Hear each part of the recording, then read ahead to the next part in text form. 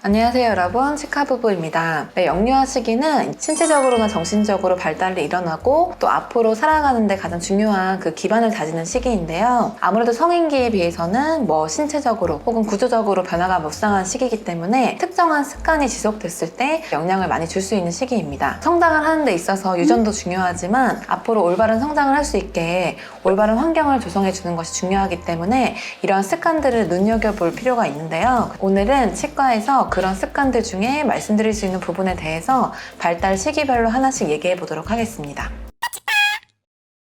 네, 첫 번째로 얘기해 볼 습관은 밤중 수유인데요. 흔히 야간 수유라고도 부릅니다. 보통 야간에 아이들을 재우려고 할 때 우유를 먹이시는 경우가 많은데요. 사실 먹고 바로 자는 행위가 충치를 유발하기 굉장히 쉽습니다. 그렇게 생기는 우식증을 저희가 부르는 용어가 우유병 우식증이라는 것이 있습니다. 모유나 우유를 먹을 때 생기는 우식증으로 특징적인 게 충치가 잘 생기는 부위인 어금니 쪽이 아니라 우유나 모유가 노출되는 이 앞니 주변, 우유병을 물었을 때 노출되는 앞니 주변에서 충치가 시작되는 게 특징이고요. 더 심해질 경우는 옆으로 퍼지는 현상을 보이게 됩니다. 이 우유병 우식증이 처음 생기는 그 시기가 돌 전후기 때문에 굉장히 이른 시기에 충치가 시작되기 때문에 이런 습관은 빨리 개선을 하는 게 좋은데요. 가장 중요한 것은 밤중 수유하는 습관을 끊는 것이 가장 중요합니다. 끊고 건강한 식습관 패턴을 만들어주는 것이 중요하고요. 그리고 사실 충치를 유발하는 게 밤중에 먹어서가 아니고 먹고 바로 자는 행위가 더 문제가 되는 것이라서 우유를 먹고 나서도 양치까지는 힘들지만 이 주변에 거즈라든지 그런 것을 좀 닦아주시거나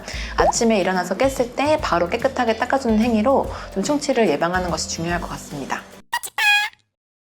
네, 두 번째로 얘기해 볼 습관은 젖병은 좀 빨리 중단을 하시는 것이 좋습니다. 일정 정도 시기가 되면은 젖병으로 삼키는 것보다는 컵을 이용해서 이 물을 삼키거나 우유를 삼키는 그런 습관을 길러주는 것이 중요한데요. 젖병을 사용하면서 삼키는 그 연화와 컵을 사용해서 삼키는 연화, 이 두 가지를 저희가 유아형 연화, 성숙형 연화라고 부르는데요. 이 연화가 올바르게 성숙을 해야 다음 단계인 씹는 행위인 저작, 여러 가지 발달 이런 것들이 이어지기 때문에 연화를 올바르게 연습하는 행위가 굉장히 중요하다 할 수 있겠습니다. 젖병을 바로 중단하기가 힘들다고 하면 젖병에는 당이 없는 물이라든지 그런 것들만 채워서 잠깐 사용하시는 것이 좋을 것 같습니다. 그리고 마지막으로는 아까 충치를 유발하는 게 밤에 바로 우유를 먹고 자는 습관 때문이기 때문에 우유 먹고도 항상 양치하고 잠자는 습관을 길러주시는 것이 좋습니다.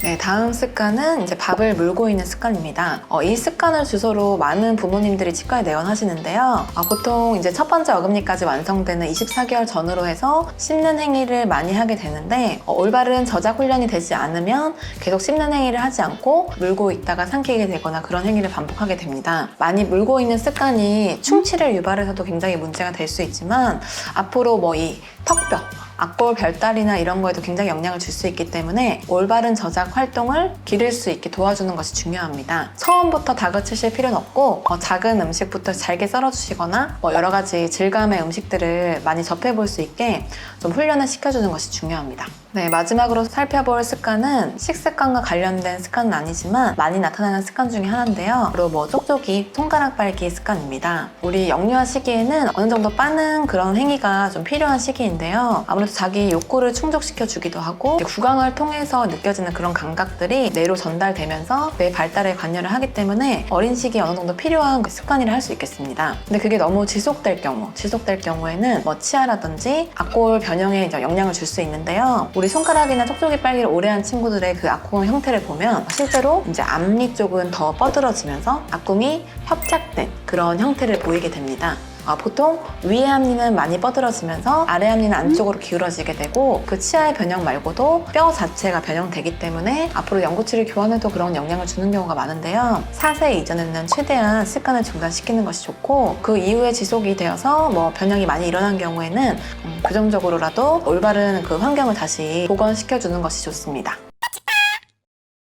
우리 보통 이 치아나 턱뼈 이런 성장에 관해서 전신적인 그 신체적인 성장과는 좀 별개라고 생각하시는 경우가 굉장히 많습니다. 근데 사실 그 영유아 시기에 시기적절하게 신체적 성장이 잘 일어나야지 아까 말씀드린 삼키는 연화, 그리고 앞으로 이가 나왔을 때 씹는 저작, 그리고 말하는 발음 이런 것들이 이제 치아나 이제 턱뼈가 올바르게 성장하는 데 도움이 될 수 있기 때문에 영유아 시기에 이제 올바른 성장을 할 수 있게 이런 것들에 관해서 관심을 가져주는 것이 굉장히 중요하다 할 수 있겠습니다. 육아하시는 게 굉장히 힘드시겠지만 이러한 점을 참고하셔서 도움이 되셨으면 좋겠습니다.